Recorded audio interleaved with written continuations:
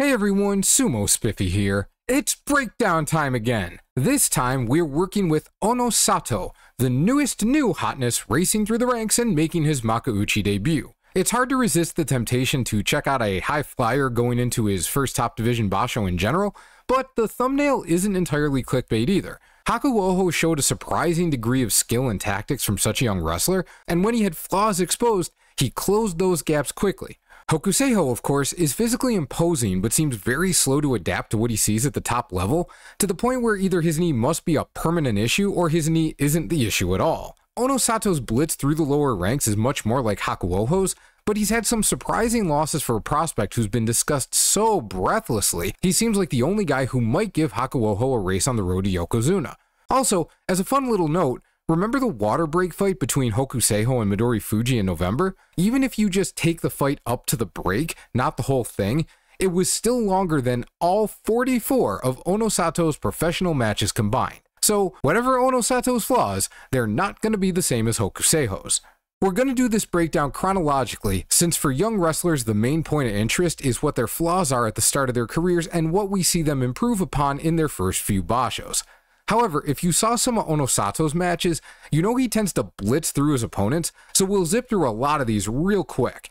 Even some of his quick wins are worth paying attention to though, so this is still going to be a pretty deep dive. Alright, let's get started. One thing we're going to talk about quite a bit with Onosato is his tachiai. Here, however, his approach really doesn't matter because Ishizaki, who we now know as Asakoryu, gets a huge jump on him. All Onosato can do is absorb the contact. Ishizaki essentially gets the first move with which he grabs the belt. This is the first part of his plan. The second is to avoid Onosato's return grab, which is still possible because of Onosato's considerable reach advantage. Fortunately for Ishizaki, that all works out, and he uses his mobility to force Onosato to rotate quickly. If Onosato was a little slower, Ishizaki might be able to do what Ura did to Hokuseiho that one time and get all the way around to push him out from behind. In this case, Onosato's foot slips a little, but he recovers his footing, gets his right arm under Ishizaki's left, and breaks the belt grip. It looks like Ishizaki's lost his advantage. Having his back towards the rope and facing a guy who will have no issue pushing him out, Ishizaki's quickly down to one last trick. He plants his right foot and twists his hips, looking to kick out Onosato's right leg and land a throw. Fortunately, he not only clips the inside of Onosato's right knee, but he does it as Onosato hops forward with his left foot as well, meaning he's essentially airborne at the moment he gets flipped. Even so, he's so big and strong he doesn't have much issue pulling Ishizaki down as he falls, but he hits the deck much earlier and starts this magical career everyone expects at 0-1. Ishizaki got a little lucky that Onosato walked into the throw so perfectly, but getting such a great start kept him a step ahead throughout, and not letting Onosato find a comfort zone is also part of how he was able to lure the kid into the throw. One thing we talk about with both Hakuoho and Hokuseiho is how physically dominant they are, even if they're quite different in actual effectiveness.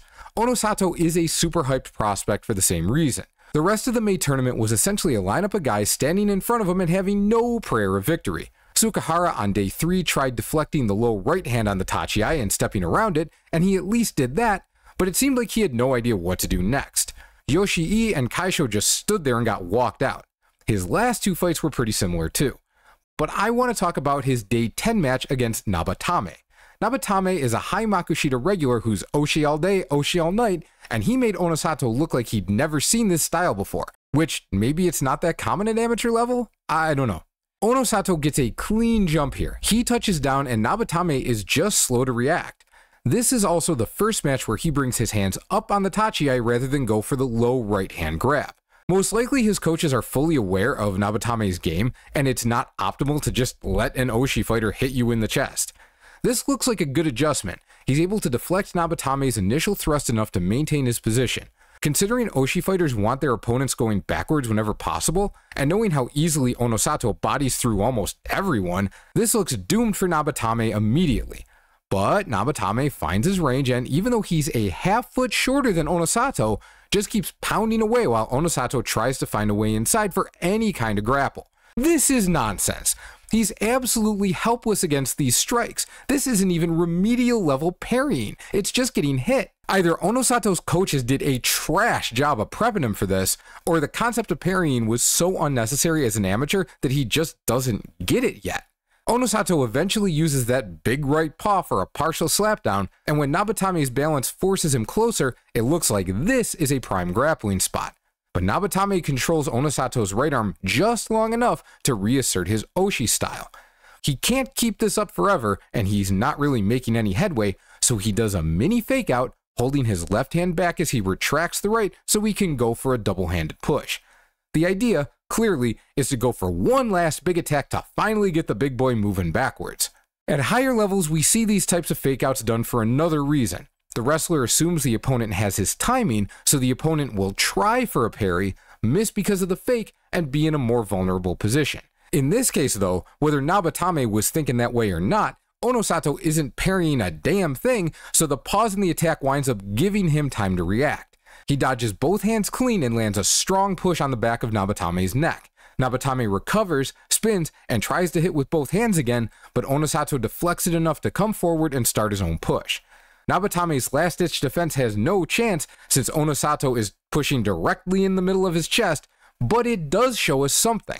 Look at how far forward Onosato is leaning while trying to finish the match.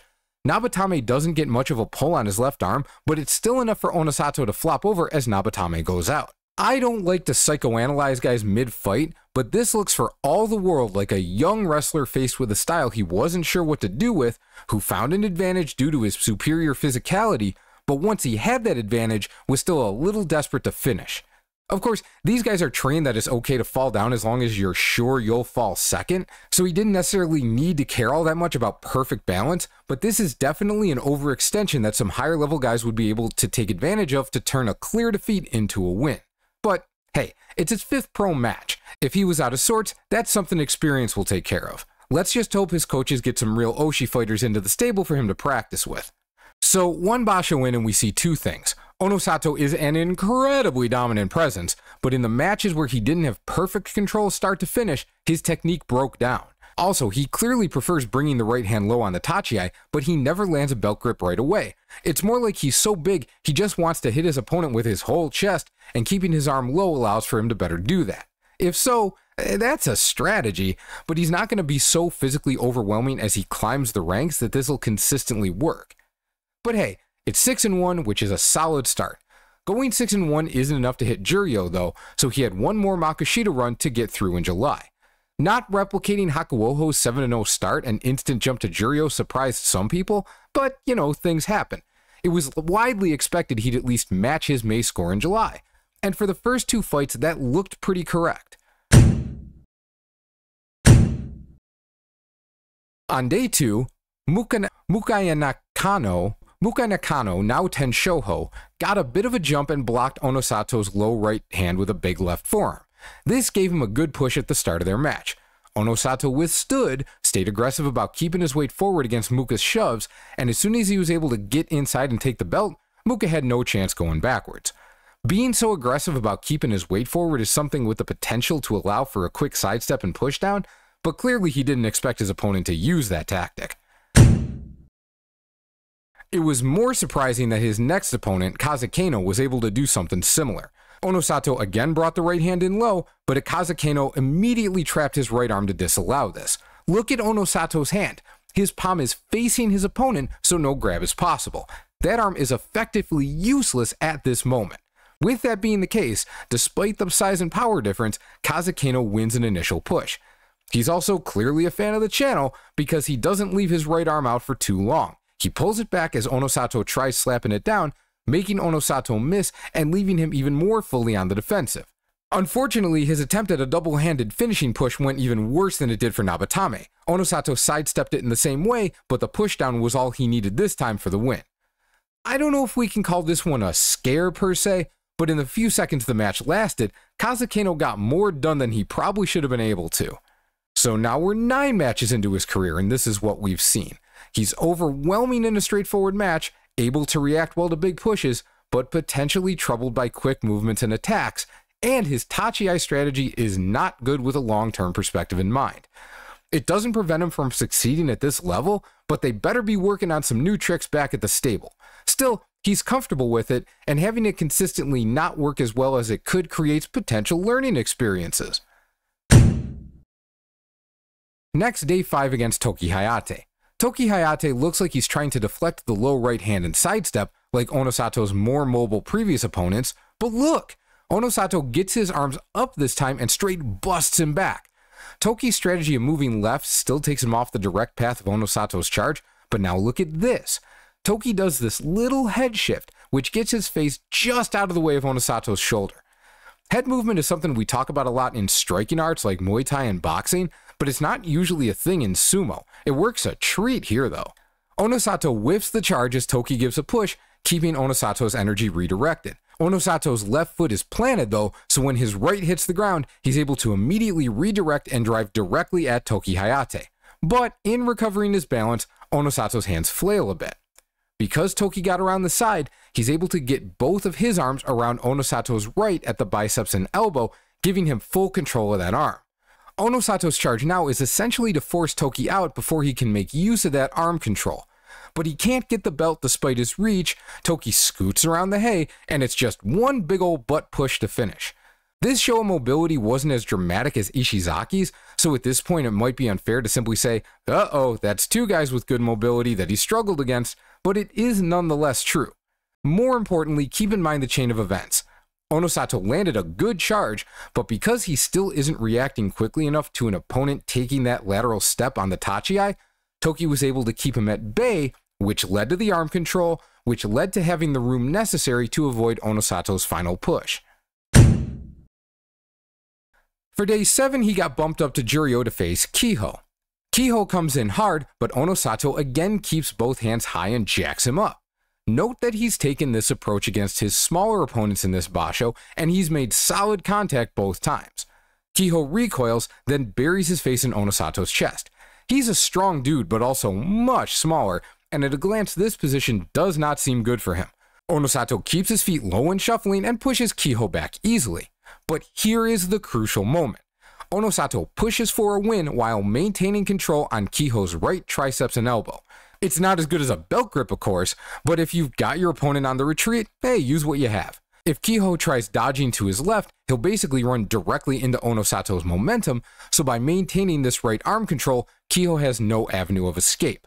But he clearly doesn't have his full attention on that control because he allows Kiho's arm to slip free much too easily. This gives Kiho the mobility to dip out of the way, land the pushdown, and stay in the ring just long enough for Onosato to touch down first. Yet again, Onosato fails to maintain sufficient control against a mobile opponent, and even though his physicality shows from start to finish, he tries to finish the match so quickly that there's just enough of an opening for the smaller guy to slip away and take the win. After a day 9 win against the hopelessly overmatched Kotokuzan, which is the first time as a pro Onosato landed a belt grip immediately, Ishizaki came back on day 11 to see if the big boy had learned anything. Onosato at least managed to not get jumped on the tachi, but the height difference does some work for Ishizaki here. It's a much shorter reach for him to catch Onosato's belt right off the start. He's able to secure the belt while also pinching Onosato's arm coming in low. It's hard for Ishizaki to get far enough inside to truly trap the right arm, so Onosato has plenty of space to pull his arm out and go around Ishizaki's arm for the belt. Ishizaki, fully aware this is happening, slides his foot back just far enough to keep the belt out of easy reach. Onosato adjusts by not simply clamping on Ishizaki's left arm, but pulling on the upper arm and driving in. The forward movement bends Ishizaki's arm and wrist, weakening his grip and making it easier for Onosato to free himself. Ishizaki looks prepared for this though. He gives up the grip as soon as it becomes difficult to maintain and loops his hand around Onosato's waist for an excellent grip on the back of the belt. Or at least, it's an excellent grip in most cases, but here the size difference makes it look like he might not be able to do much with it. And indeed, Onosato slides him right back. Then, near the rope, Ishizaki twists his hips to the right. Remember the first match between them when he had basically no grip but used this move to trip Onosato up anyway? It looks like he's got an even better position for the same move here with his left leg clipping Onosato's right knee. But he doesn't commit to the throw. Instead, when his foot hits the hay, Onosato's right foot is still in the air, so Ishizaki drives him back towards the center of the ring. This might seem like a bad idea considering almost nobody has been able to make this type of power move work against Onosato, but putting all your power into pushing a guy on one foot is generally a pretty good strategy. Onosato just turns out to be a different monster. In any case, whether or not the concept was good, Ishizaki now looks like he's in his worst position of the match. He's buried in against Onosato, and Onosato's right hand is lashed onto the back of his belt over top of his shoulder. Ishizaki cannot just stay here, so he immediately hops back, rotates his right foot way back, and commits completely to a belt throw. He uses the height difference beautifully, getting his whole ass leg in there against Onosato's thigh. From there, Ishizaki maintains leg contact, and he's so damn strong, he's able to yoink Onosato around and down, with Onosato's grip helping apply even more leverage against him on the throw. What's wild is that as much as Ishizaki is an outstanding athlete, Onosato is overall the physically superior wrestler, and it's really not close. Ishizaki winning in Onosato's debut looked like a skilled and somewhat more experienced pro taking advantage of a newbie. No big deal. For him to not just win their second match, but stay a step ahead of Onosato all the way, even to the point where he reacted more quickly when he put himself in his most vulnerable position of the fight, I'm sure most fans saw, or at least heard about, this match, and their main takeaway was, oh man, is Onosato going to have a losing record? But I don't know how many people realize he got beat left, right, and sideways in this one. It's hard to see because he's always so dangerous, even in his most vulnerable moments, but he got his ass whooped here. Of course, Onosato stepped up to Jiro for his last match, walked through Hinenoumi, got his Kachikoshi, and fortunately had a Sekitori spot waiting for him in September. But at this point, he clearly needs to assert more control against mobile wrestlers, and his Tachi still looks like a potential issue. His preference so far is to bring the right hand low at the start. Generally, there are essentially 3 goals with this tactic. 1. Get the belt immediately. 2. Defend against an opponent's attempt at your belt. 3. Force the opponent to defend against your reach, limiting their ability to create offense. This is especially useful when you're good at inevitably getting the belt anyway, even if it's not immediate. Onosato, on the other hand, really does seem to have gone with that 4th approach mentioned earlier. Drop the hands to hit your opponent as hard as possible with your whole chest. This is absolutely one of the goals some guys have when they lead this way, but you can also generally see them try and do work with that arm. Onosato does reach for the belt, but it's often half-hearted and he seems perfectly happy if he just bangs on dudes really hard. And it does work quite a bit. He bulldozed 5 of 7 opponents in May, all guys who stood in front of him and couldn't defend against that pure force he brings coming forward. His right hand mostly flopped around. He did get the belt a couple times, but even then he won because he hit the guys with his body and it was too much for him. His right hand didn't have to do much work for him to win those. But as we saw, things got a little squirrely in July. Onosato missed the belt against Mukai Nakano and Kazakano, and both of them back-footed him before he recovered. He kept his hands high against Toki Hayate and Kiho, and even though he lost those were strong starts in both matches. He went low, actually caught the belt against Koto Kuzan and won in a walk. Against Ishizaki, he secured neither an offensive nor defensive advantage with the low grab for their second straight match, even though his Tachi timing was much better. Hinenoumi forearm blocked the low grab initially, but he is simply not on Onosato's level, and Onosato got the belt relatively quickly. So, once again, this works against clearly inferior competition, but it's not doing much for him against anyone else. If he never did anything except the low hand Tachi, we might surmise that his coaches are working with him on different approaches, but for now they feel this is his best bet even when it's predictable. But in these 2 tournaments, he brought his hands high 3 times, and even though he lost 2 of them, the Tachi was not the issue in any of those matches. Presumably he only went high as a strategic shift, since it was against the Oshi fighter and 2 smaller guys, but why not against Ishizaki?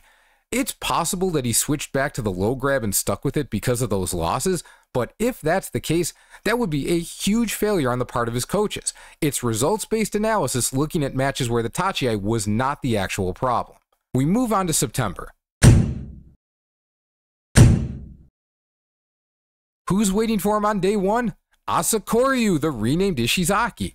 And, whoa! Onosato gets his body a little lower, his hands a lot higher, and absolutely jacks Asakoryu up and back. It's almost like this is the approach he should have taken before.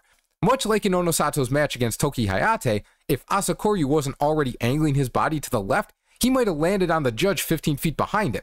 This is still not a perfect position for Onosato since he's lunged somewhat past Asakoryu, but the initial strike kept Asakoryu from landing the left-hand belt grip around Onosato's back, and Asakoryu is up on his right foot. It's a much better position than likely would have been the case if Onosato had stuck with the low hand tachiai.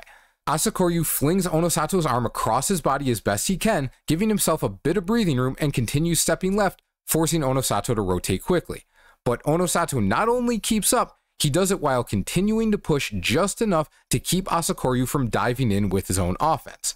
Now, remember that match against Kiho where Onosato had the arm but lost control and that allowed Kiho to slip away?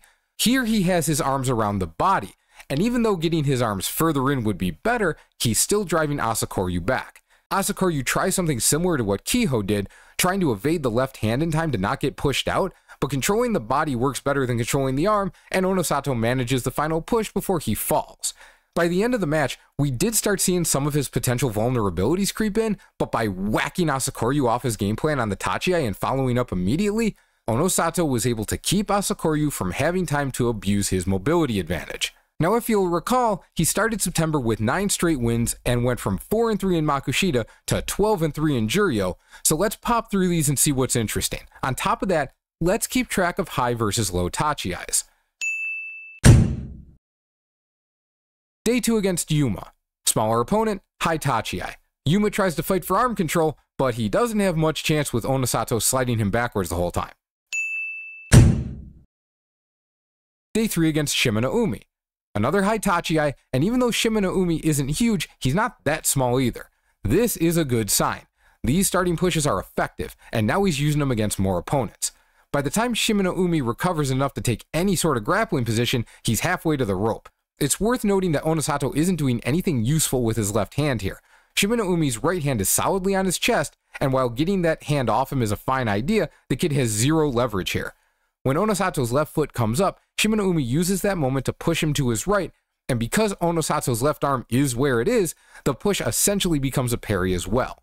Once Onosato catches his balance, he's able to chase Shimenaumi out, but it's crucial to carve sloppy moments like this out of his game as much as possible before he takes on opponents who are more capable of abusing him. Day 4 against Tenshoho, and I'm just happy I don't have to say Mukai Nakano anymore. Onosato gets a bigger opponent now and goes right back to the low right hand tachiai. Theoretically, the fact he's using more high tachiais makes this more okay, but if he always does this once his opponents reach a certain size or if they have a certain style, he'll stay predictable in those cases, which could be a problem. In this case, Tenshoho sees it coming and does what several others have tried, pinching in on the right arm and stepping left. This time though, Onosato actually lands the immediate belt grab. Tenshoho leans down to break it, but Onosato keeps threatening it. And then look at this madness. Tenshoho is only a few kilos lighter than Onosato, Onosato has exactly 0 hands on him, and Onosato can't even really get low because Tenshoho is shoving up on his neck, but Onosato is still able to walk him backwards. Once Onosato actually gets his hands on him, it's over. If you think at any point in this breakdown I'm being overly critical because Onosato is winning a lot, so why question it too much? This is why. His power is completely off the rails, but he can't just use that if he's gonna hit the height so many expect him to reach. Day 5 against Shiden. Another big boy, another low tachiai. Shiden isn't especially mobile, so all Onosato has to do is keep his weight low enough to not get thrown too far off and keep moving forward. Day 6 against Hakuyozan. Another big boy, another low tachiai. Hakuyozan appropriately gets his left hand on Onosato's ribs and pinches the right hand away from his belt, although he also puts his own right hand on Onosato's face for even more of a push away. He's pinching hard enough that when Onosato switches his feet so their stances are reversed, he squeezes the left arm so Onosato gets turned a little further, giving him a bit of a side position for a moment. Onosato reacts immediately though, pulling his right arm free and getting it around Hakuyozan's left. He's not able to get the belt, so he pulls the hand back and dives it inside. That doesn't work either. Hakuyozan brings his right foot forward, creating a parallel stance, which Onosato can likely see with his head in this position. The moment that happens, Onosato pulls his hand free yet again, gets it on top of Hakuyozan's head, and uses the fact Hakuyozan's in this stance to step back and hit the pull down. This is a terrific adjustment, considering Onosato hasn't really been in a position to make use of this tactic in any of his matches so far. Day 7 against Kiho. Small opponent, high tachiai. The initial contact is incredible. Kiho gets bent back so hard he can't help but recoil into Onosato's chest. He gets both hands up trying to push, but of course Onosato doesn't go anywhere, and as soon as his foot slips, Onosato steps back and pulls him down. The Tachi sets this up really well, and then Onosato takes advantage. Day 8 against Toki Hayate. Give Onosato some credit with those previous losses. Kiho was already in Juryo, and the other two went up to Juryo along with Onosato. Now he's going for the revenge trifecta. Once again, small opponent, high Tachi. This time, Toki takes the contact rather than try an initial step off, but when he gets popped backwards, he decides to go back to the well. He attempts a slapdown parry, which doesn't do a lot, gets around to Onosho's right, and even tries to grab his arm again. It doesn't work, and out he goes. Day 9 against Chiyomaru. Big boy, but a high Tachi this time. Almost all of Onosato's high Tachi so far have been for a strong initial push. This time he throws his right forearm up against Chiyomaru's left, sending it high, and tries to get his left hand on Chiyo's right elbow. Chiyo, though, does like to move a bit and becomes yet another opponent who steps around Onosato's right arm and pushes his right shoulder to keep him moving in the wrong direction. Onosato gets low, plants his left foot, and drives into Chiyo, who's got the size to stand his ground. But he's not gonna win this face-up battle, so once Onosato's pressure really kicks in, Chiyo hops left for a pushdown attempt. He gets Onosato bent over pretty far, but Onosato's reacted by getting his right arm around Chiyo's side. He needs this to stay in place to keep Chiyo from escaping. His feet get around. Once he keeps up, he gets that right arm even further around Chiyo's back, and it's done. It's pretty apparent at this point that, whether or not everyone uses the strategy, everyone knows circling to Onosato's right is the most likely way to give him legitimate trouble. Day 10 against Ichi Yamamoto. Onosato's first match against a legitimate Makuuchi wrestler. Ichi does Ichi things, of course, and sticks his left hand to Onosato's face. Onosato's right hand is under Ichi's armpit because of course he couldn't get the belt. He uses it to shove Ichi away, although it would be nice for him to land a legitimate parry closer to the elbow. Ichi rotates, keeping his hands up, and here Onosato has a bit of a problem. He's driving forward, but he just pulled back his left hand, so that's not on Ichi, and the only thing his right arm may be accomplishing is preventing Ichi from dodging to his left. That's not nothing, since in this position it looks like that's the way Ichi would want to go, but it's hardly optimal. Realistically, in this position, all Onosato has is his absurd power and charging forward. He is again, in a way, trying to win with no hands. Ichi takes advantage of this, leaping past him and pushing down on the left arm. Onosato flies past, desperately reaching for the belt. He misses and barrel rolls to his first loss. It's obvious that Onosato's aggression and forward momentum are the source of his success, but now those aspects of his game are starting to be abused by more than simply the fastest opponents. He puts himself in positions where those traits get him in trouble because he's been so overwhelming so often that he hasn't generally needed to be precise with his hands to get wins. This fight shows why that's almost certainly going to be an issue if it isn't addressed. Ichi Yamamoto is reasonably mobile, but there are plenty of guys who can do something similar if Onosato is this vulnerable to lateral movement while charging. Day 11 against Chura no Umi. Smallish opponent, high Tachi. Chura no Umi likes to get right after people, but that makes him a sitting duck for Onosato. Day 12 against Kitanowaka. Bigger dude, low Tachi. This looks similar to a lot of Onosato's matches except for this. A lot of opponents defend his low right hand by putting their left on his ribs, but Kitanowaka just reaches past and gets the belt immediately. With that grip, he steps back and pulls hard, forcing Onosato to hop forward. We'll keep playing this slowly because in freeze frames, it sometimes looks like Onosato is in a really good pushing position. However, after Kitanowaka does his initial pullback, his feet stay moving. He resets and does a big hip turn, pulling his right foot back for a throw. Onosato does his best to keep his weight down, but at no point does he take Kitanowaka's belt or even really get settled. Once Kitanowaka gets fully out of the way, he's able to pull Onosato down into the space. Kitanowaka is definitely not that mobile of a guy, so on the one hand, maybe Onosato was surprised by the tactic. On the other, this looks like another sign he's even more vulnerable to mobility tactics than it previously seemed. Day 13 against Oshoma. Big-ish guy, high Tachi. Oshoma shows no inclination to step away and Onosato just pounds him. Day 14 against Toha Kuryu. Smaller guy, high tachi. Tohakuryu is immediately off balance, but tries pushing anyway. Onosato, bless his heart, finally lands a solid parry, shoving Tohakuryu's arm down while flinging him away by the face. Full control, start to finish. Day 15 against Roga. Onosato needs this for a playoff, Roga needs this to get into Makuuchi. Roga's a big-ish opponent, but Onosato brings a high tachi and it is a beauty.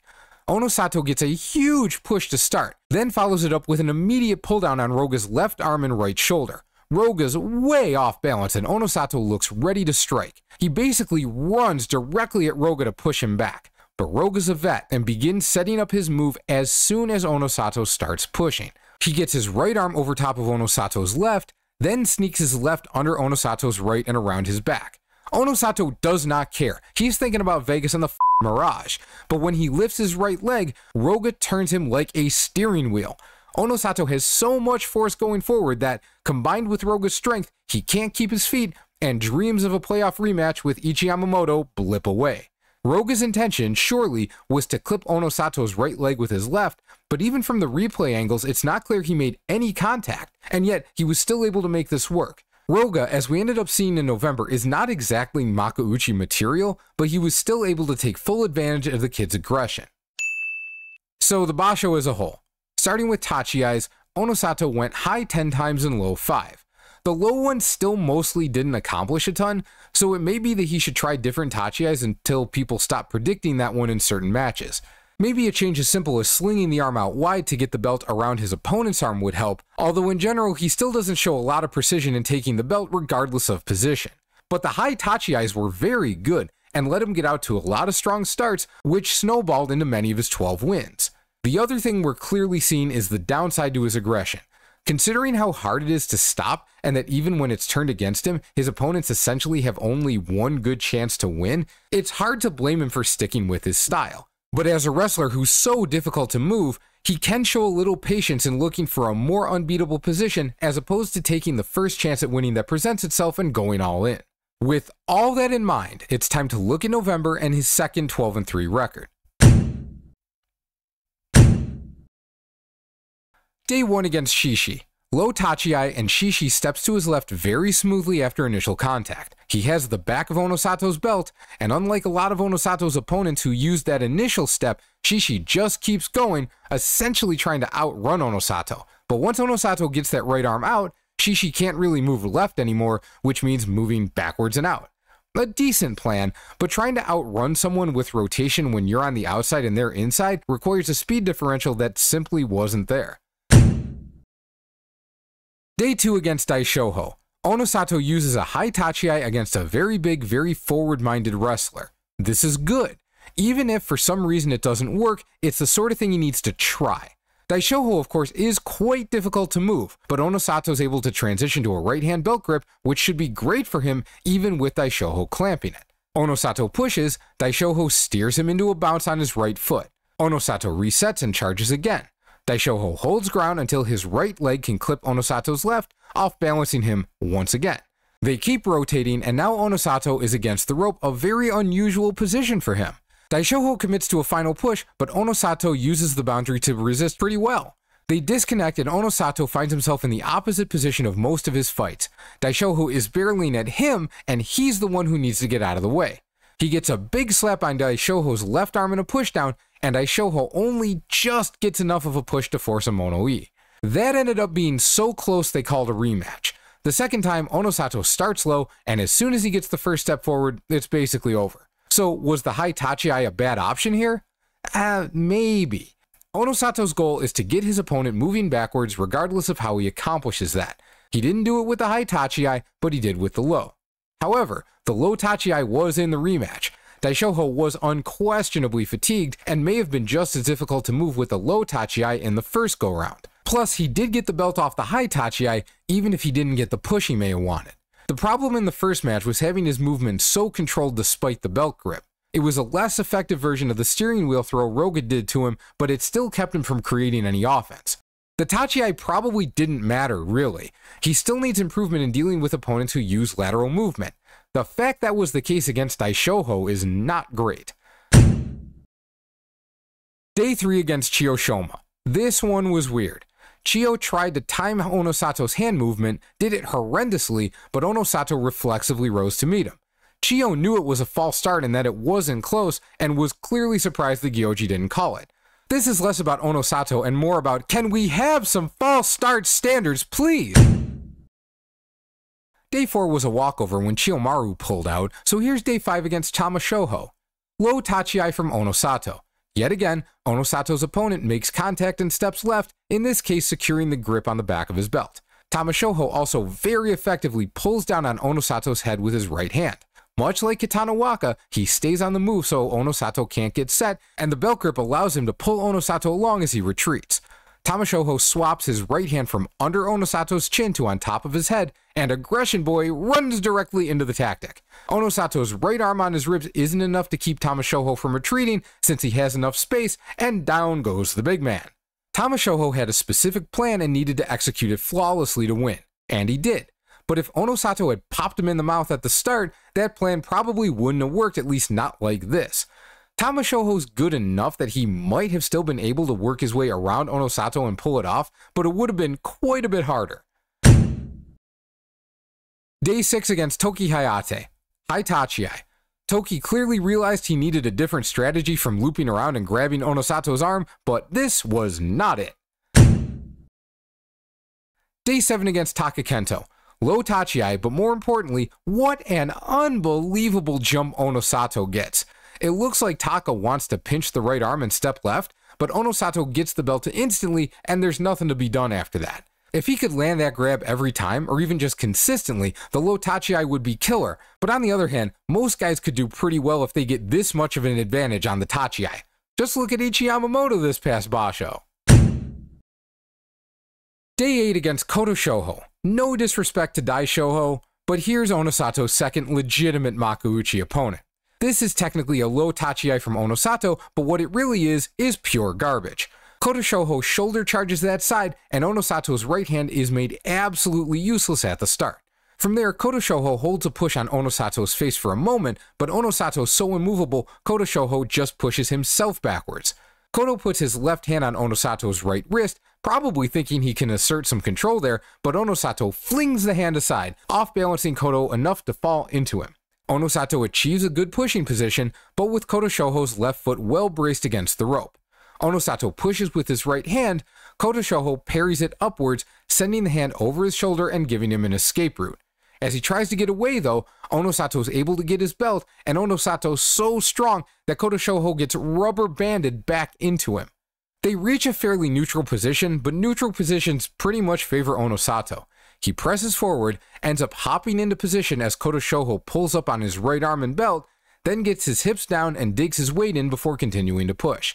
However, his weight is clearly more on his right side, so Koto Shoho drops his right foot back to achieve opposite stances, opening one side for a throw. It's worth noting that Koto doesn't give a big step back and yank like Ishizaki or Katana Waka, and it's much smoother than Roga's defense. When Onosato charges, he really gets his legs churning, but just like pistons in an engine, their movement becomes predictable. Koto Shoho slides his left foot a little further forward, and it clips Onosato's right knee perfectly, sending him on one foot and giving the opportunity to pull him down. This is another variation of something we've seen many times now, though mostly when opponents try to step left on the Tachiai. Onosato has a lot of trouble centering his balance on his opponent. It's not that difficult, or not as difficult as it should be with a high-level wrestler, for opponents to maneuver so that he's unable to direct his full force at him. He frequently doesn't need his full power, of course, but in many cases he's able to win because his opponent is using large movements, or needs a large movement to get out of the way, and he can use his strength to block him. Here, Koto Shoho is able to hold his ground long enough to get Onosato off-center with a more subtle movement. The kid's gonna see more and more of this as he rises through the ranks. Day 9 against Aoyama. Low Tachiai. Aoyama holds him up for a moment, but Onosato is actually starting to parry once in a while, and this one frees him to move forward and get the quick win. Day 10 against Shimizu Umi. Low Tachiai completely blocked by Shimizu Umi's left arm. What happens next is kinda wild though. Onosato wraps his right arm around Shima's left and gets the belt. Now, Shimizu Umi is a lot like Onosato, very forward, always forward. So I imagine the Nishinoseki team was like, hey, he'll never expect the kid to hop back and try to throw him. And honestly, it's not a bad plan. There's no chance Shimizu or his coaches would have expected this, and Onosato gets into a good throwing position. But Shimizu-Umi's been at this for a minute, and instead of barreling into Onosato's leg to get thrown, he's able to pause his momentum just long enough for Onosato to have to hop back, and at this point the throw's not happening. Onosato lets go of the belt and springs left to try and get away, but Shima's in control and backs him out. Really though, I applaud the effort. When you've got a kid who's almost certainly going to stomp his way to the next level regardless of the outcome in a single match, he's tied in the Yusho race, and you have a plan for a certain opponent, give it a shot. Sometimes you try stuff and it doesn't work, but Juryo championships are not what this kid is here for, so it was a relatively low stakes situation. Good on them for the attempt. Day 11 against Bushozan. Low Tachiai, but it doesn't matter against a meatball who isn't getting out of the way. Day 12 against Oshoma. High Tachiai, and essentially a repeat of their September match. Day 13 against Daiamami. This one was surprisingly interesting, at least for a moment. Low Tachiai, and after initial contact, Daiamami is actually able to push the kid back. Daiamami puts his right hand on Onosato's shoulder, and Onosato shows his parry reactions are improving, pushing the hand up and off so he can drive forward. Now here, his left arm is under Daiamami's right, and you might ask, is this position as useless as the similar one he had against Ichi Yamamoto? The answer is no, and the reason is that his other arm is also tucked in around Daiamami's right side. It's not that unusual for guys to get this sort of forearm clamp around both sides of an opponent's body and use it to push. The issue against Ichi was that he only had it on the one side. Anyway, here it looks like Onosato pushes up on Daiamami's right arm, but it's really Daiamami swinging it over and around Onosato's head. Onosato's arm flies up because that's the direction he was pressuring with that hand to keep Daiamami from reaching down for the belt. Daiamami hops back into an attempt at a headlock throw, which would be a hell of a win if he could pull it off. Onosato can't even get his left foot down, but he's just able to keep his balance hopping on the right. Once he recovers, he gets the back of Daiamami's belt and finishes things off. It was a hell of a moment though. Daiamami did exactly the right thing. He just lost to the superior athlete. Day 14 against Asakoryu yet again. I'm gonna miss these two smacking the hell out of each other. Asakoryu drives in hard trying to get the back of the belt, but Onosato absolutely cracks him with the right forearm to the clavicle. Asakoryu still knows the strategy, stay on that right arm and keep pushing him to the side, but he's simply not able to maintain control. Onosato loops the hand around, gets the belt, and out goes Shorty. Day 15 against Mitoryu. Low Tachiai, and I mean, look, you know you have a weakness to your right when friggin' Mitoryu tries the step off. Onosato finally has another match where he gets the belt right away, and it basically saves him. But if this isn't a sign he needs to bust out the little orange cones and do some footwork drills, nothing is. And now the playoff rematch against Kota Shoho. First question, does Onosato improve his Tachiai from their first match? Answer, yes. He goes high, jams his right hand into Koto's jaw, and goes wide with his left arm to push the ribs. Even as a stalemate, this is much better. Kota Shoho doesn't let Onosato extend his right arm at all, so he's able to drive through that initial push and move Onosato back. Onosato responds by moving his left to Koto's belt. In fact, Onosato breaks out another throw attempt, dropping his left foot back and getting his right in against Kota Shoho's left knee. Kota Shoho reacts perfectly, skips to a halt, and gets the back of Onosato's belt with his left hand, but it's really cool that Onosato was willing to try this in a playoff match. Onosato tries driving his left hand down and in, but this is something we've mentioned a couple of times. The higher the level of the opponent, the less often this will work. Usually that means the attempt is blocked or pinched off, but in this case, Kota Shoho defends by hopping laterally away from the reaching arm. Watch Koto's right arm. He doesn't just use the footwork to defend, he also blocks with the forearm until he's ready to use that arm in service to another technique. This is the difference right now between Onosato and real Makauchi level guys. Kota Shoho isn't wasting a moment. This defense, not so incidentally, also makes use of Onosato's weakness in dealing with people moving to his right. Once Kota Shoho gets around the side, even though Onosato has a belt grip, this is over. Kota Shoho just has to be strong enough and spin hard enough to get Onosato moving and not stop until he's on the ground. The leg-to-leg contact probably helps a little, but isn't crucial here the way it often is to throws. Koto Shoho makes this work through, essentially, positioning and commitment. So when we look at Onosato's career so far, what do we see? Where is he at now? First, let's give him his props. He's absurdly strong. That alone is, of course, a huge plus. He applies a great deal of pushing force and understands how to apply that force very effectively in a straight line. That may sound simplistic, but anyone who wants to use a pushing strategy wants to win going in as straight a line as possible. Onosato may be as good as almost anyone in the sport at it already. He's incredibly difficult to move, but doesn't rely on it to win matches for him. Because he's so difficult to move, a lot of pushing wrestlers find it necessary to use two-handed pushes, and he's shown good reactions to those attacks. And finally, he's clearly attempting to expand his game. Even if it was only a couple of times, having clear, well-set-up throws in November shows he's got more ideas cooking than just trying to pound everyone into submission. We'll see how long it takes him to integrate these ideas effectively, but cutting down on the predictability is a must. And, of course, let's consider his weaknesses. Overcommitment on the attack. He's already showing better control, and this issue will probably continue to lessen with time, as long as he realizes he's capable of defending and absorbing attacks well enough that he can look for attack vectors that are harder to escape from. The next step is for him to be able to pause his momentum when necessary and readjust the way Shimizu Umi did to him. Weakness to lateral movement.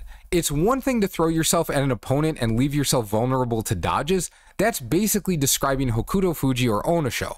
Some guys have to, or feel they have to, go all out in that fashion to maximize their chances at winning. But we saw plenty of circumstances where Onosato was simply outmaneuvered to a degree that gets guys yo-yoed in and out of Makauchi. The fact it didn't always result in a loss didn't matter. As a theoretical example, he should be able to dropkick Hiroto-Umi into the bleachers, but if the same Onosato from November shows up in January, that's close to a 50-50 fight. And finally, initial grabs on the low tachi-ai. The tachi-ai looks like much less of an issue now overall. In fact, the effectiveness of his high tachi-ai is a big part of why his opponents have had to expose his overall mobility issues. They're less able to abuse his tachi-ai and have a strategy to control the fight start to finish. But getting some of those grabs and control early when he does go low would be a huge benefit for him. So after all that, let's bring this back to the initial question. Where does he sit on the Hakuoho to Hokuseiho spectrum? Despite being more than 3 years older than Hakuoho, his skill set isn't even in the same ballpark.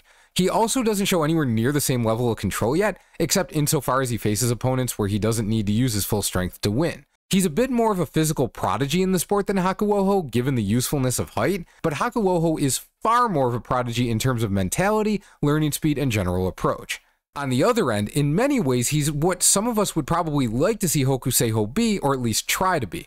Onosato is at least close to as immovable, although we'll find out for sure where he is in that regard in January. But if you're gonna make a mistake towards offense or defense in sumo, you usually want it to be offense. Hokuseiho is a tough out, but when you give your opponents endless time, they'll eventually find a way to take you down, as we've seen over the past half year. Onosato may find the top division difficult if he faces too many guys willing and able to just stay away long enough to find wins, but at least they have to figure out a method of victory quickly rather than have all the time in the world.